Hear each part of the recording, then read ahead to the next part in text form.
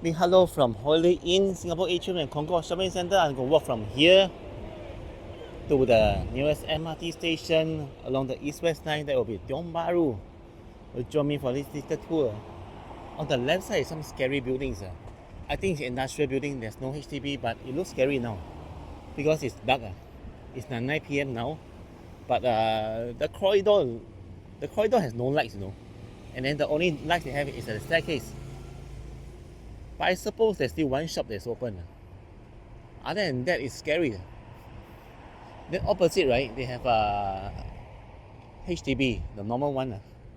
This is the happening district, the art district and retro district of Singapore. Tiong Bahru has many nice stuff. For example, like Tiong Bahru Bakery, the baos, and then nice murals. The Tiong Bahru Community Center Club that doesn't look like a community club at all. It looks like a national museum from outside, National Arts Museum. And there's a lot of street food as well as the Tiong Bahru Market. And there's only one temple in Singapore that's dedicated to Sun Wukong, the monkey god. That is the Sun Wukong temple right here in the Tiong Bahru as well. There's also a Saint Paul garden where you can see a dancing lady sculpture. There are lots of stuff also so that will be covered in another video. And opposite it's just a havelock Thomson East Coast Line Station 16.